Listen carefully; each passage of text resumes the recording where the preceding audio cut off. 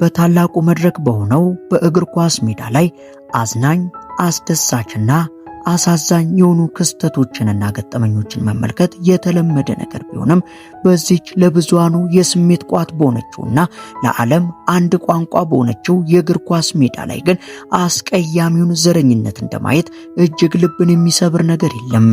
ታዲያ እኛም ለዛሬ ይህንን ልናወጋችሁ የፈለግነው እግር ኳስ የማትረሳቸው አሳዛኝ የዘረኝነት ጠባሳዎችን ልናስቃኛችሁ ነውና አብራችሁን ቆዩ። 8ኛ ሳሙኤል ኤቶና የሪያል ዛራጎዛ ደጋፊዎች። የባርሴሎና ኮከብ አፍሪካዊው ሳሙኤል ኤቶ በካምፕ ኑ በነበረበት አንድ ጨዋታ ላይ ነበር የዘር መድሎ የደረሰበት። 2006 ዓ.ም ባርሴሎና ከሜዳው ውጪ ከሪያል ዛራጎዛ ጋር ጨዋታውን ያደርጋል። በሰዓቱም በዓለም እግር ኳስ ላይ እያንጸባረቀ ለነበረው ካሜሩናዊው ተጫዋች በጣም አስደሳች ጨዋታ የነበረ ቢሆንም በመሃል ግን የእግር ኳስ ምንነትን ያልተረዱት ጭፍን የዛራጎዛ ደጋፊዎች ይህን ተጫዋች ኳሱን በነካ ቁጥር የዝንጀሮ ድምፅ ሲያሰሙበትና ሙስ ሲወረውሩበት ይታይ ጀመር። ኤቶ ከዚህ ቀደምም በስፔን ምድር ላይ እንዲህ አይነት ክስተቶች ለእርሱ የተለመዱና አዲስ ባይሆኑበትም በዚህ ዕለት ግን ከስሜቱ ቁጥጥር በላይ ነበርና ኖማስ ወይንም ካሁን በኋላ የለም በማለት ሜዳውን ለመልቀቅ ወስኖ ጨዋታውን ጥሎ ለመውጣት ይገደዳል። ይህን ጊዜም በቡድን አጋሮቹና በዳኞቹ ርብርብ ነገሩ እንዲበርድ የተደረገ ሲሆን ይህ ነገር ካልቆመ ጨዋታውን መቀጠል ለእርሱ ከባድ እንደሆነ ተናግሮ ከተጫዋቾች ከዳኛውና ከአሰልጣኙ ብዙ ውይይት በኋላ ኤቶ መጫወቱን ለመቀጠል ወስኗል። 7ኛ ማሪዮ ባላቶሊ። አወዛጋቢ ክስተቶች የማያወጣው ጣሊያናዊው ባለተሰጥኦ ማሪዮ ባላቶሊ በሜዳው ውስጥም ሆነ ከሜዳው ውጪ የዘረኝነት ጥቃት ሰለባ ከማያጣቸው ተጫዋቾች ውስጥ አንዱ ሲሆን በአንድ አጋጣሚም በቭሬሻና በቬሮና መካከል በተደረገ ጨዋታ ላይ ባላቶሊ ከተቃራኒ ደጋፊዎች የዘረኝነት ጥቃት ይደርስበታል።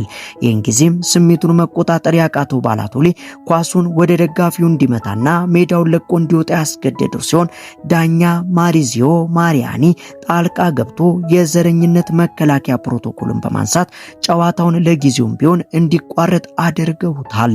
የባላቶሊ የቡድን አጋሮችና አባላቱ እሱን ለማረጋጋት የሞከሩና ወደ ጨዋታው የመለሱ ሲሆን ባላቶሊ በኋላ ላይ በጨዋታው ላይ ግብ ማስቆጠር ቢችልም ከሜዳ ለቆ የወጣው ግን ተበሳጭቶ ነበር። 6ኛ ዳኒ አልቬስና የሙዟ አጋጣሚ።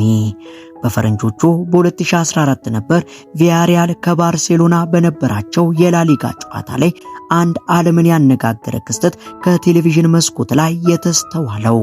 በጨዋታው ላይም ቪያሪያል በባርሴሎና 2-1 እየተመራ ባለበት ሰዓት ላይ ልክ 75ኛው ደቂቃ ላይ የቀድሞ የባርሴሎና ተጫዋች የነበረው ዳኒ አልቬስ ላይ አንድ የዘረኝነት የሚመስል ተግባር ይፈጸማል። በሰዓቱ አልቬስ ኳሷን ከማዕዘን መምቻው ጋር ሊያሻማት በሚጠባበቅበት ሰዓት ከዘረኛ የቪያሪያል ደጋፊዎች ዘንድ አንዲት የሙዝ ዘለላ ወደ አልቬስ እግር ስር የተወረወረችበት ሲሆን ታዲያ ይህ ዘረኝነትን የተላበሰና የዘረኝነት መልእክት ያለው ድርጊት እጅግ አስነዋሪና ከዘረኝነት በጸዳው የእግር ኳስ ሜዳ ላይ መከሰቱ ተገቢ ባይሆንም ዳኒ አልቬስ ግን በሰዓቱ ከደጋፊዎች ጋር እሰጥ አገባ ውስጥ ከመግባት ይልቅ ሙዙን አንስቶ ከሜዳው ላይ ሲያላምጥ ተስተውሏል።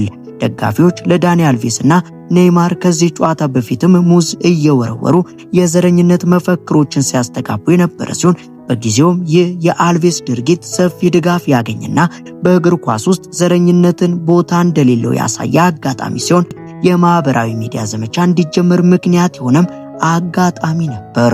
ብዙም ሳይቆይ ሰርጂዮ አጉዌሮና ሉዊስ ሱዋሬዝን የመሳሰሉ በርካታ ታዋቂ ተጫዋቾች ሙዝ ሲበሉ የሚያሳዩ ፎቶዎችን በየማህበራዊ ሚዲያው ላይ በማጋራት ከዳኒ አልቬስ ጎን መሆናቸውንና አብሮነታቸውን አሳይተዋል። 5ኛ ኬቪን ፕሪንስ ቦአቴንግ። በጃንዋሪ 2013 መጀመሪያ ላይ ሚላን ከዝቅተኛ ሊግ ክለብ ፓትሪያ ጋር የወዳጅነት ጨዋታ ሲጫወት ነበር ነገሮች ደስ ወደማይል ነገር የተቀየሩት። ታዲያ በጊዜው ጨዋታው ከተጀመረ ከ25 ደቂቃ በኋላ የቦአቴንግን ስም እየጠሩ የዝንጀሮ መሰል ድምጽ ማሰማታቸውን የተያያዙት የተቃራኒ ቡድን ተጫዋቾች ጨዋታውን የበጠበጡት ሲሆን የሚያሰሙትን የዝንጀሮ መሰል ድምጾች መቋቋም ያቃተው ይሰውም ኳሱን ወደ ደጋፊዎች በመምታት ሜዳውን ለቆ ለመውጣት ይገደዳል።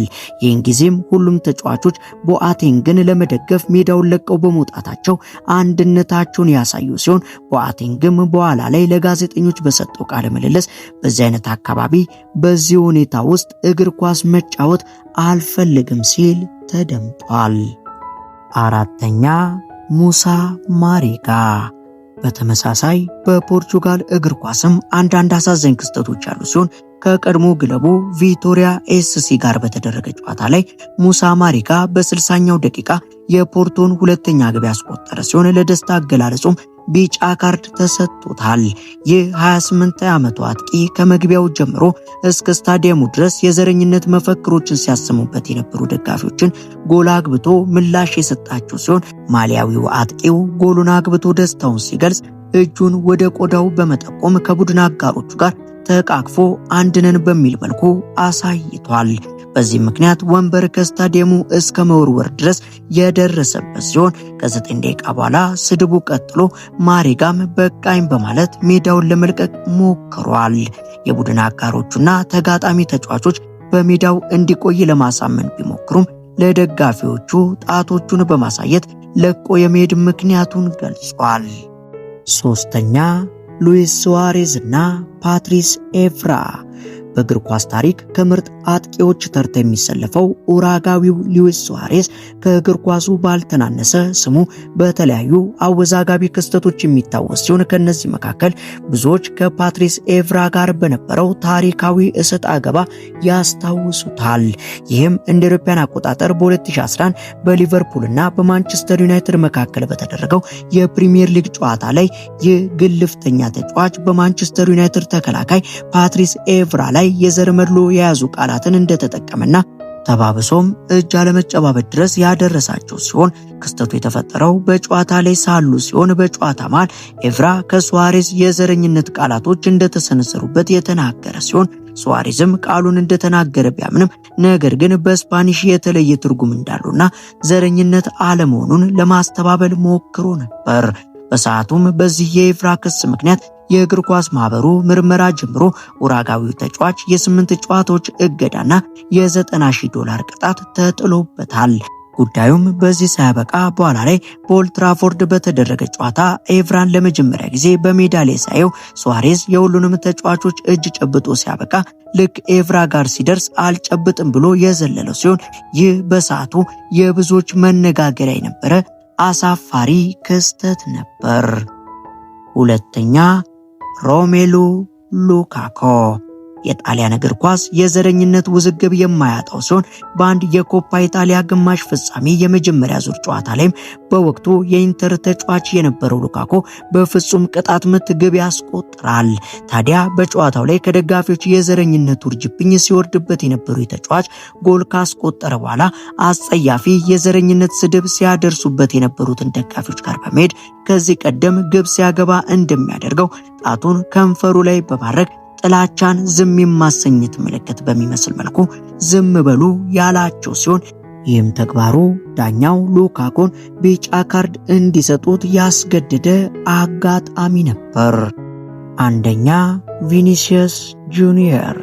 በጣም የቅርብ ጊዜ የዘረኝነት ጥቃት ሰለባ ከሚሆኑ ተጫዋቾች መካከል ደግሞ ብራዚላዊው የሪያል ማድሪድ ተጫዋች ቪኒሲየስ ጁኒየር አንዱ ሲሆን ከቫሌንሲያ ጋር በተደረገ አንድ ጨዋታ ላይም እዚህ ሰው ላይ ተደጋጋሚ የዘረኝነት ጥቃት ይደርስበት ጀመር።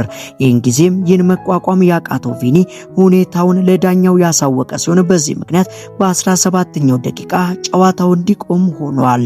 በሰዓቱ ቪኒሺየስ ስድብ ሲያደርሱበት የነበሩትን ደጋፊዎች ለማመልከት ለዳኛው ሲሞክር ነበር በሜዳው ያለ አግባብ ግብ ፈጥረሃል በሚል ከሜዳው የተባረረው።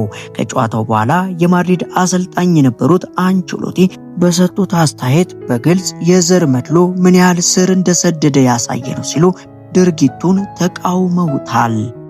ታዲያ የሰው ልጅ በአምሳሉ አንድ ሆኖ ተፈጥሮ ሳለ እንዲህ ባለ የቆዳ ቀለምና በቋንቋ ክፍፍል አንዱን ከአንዱ መለያየት መልካም አይደለም እያለን የዛሬን ቪዲዮአችንን በዚያ በቃን። አብራችሁን ስለነበራችሁ ከልብ እናመሰግናለን። በቀጣይ እስከምንገናኝ ቸር ቆዩልን።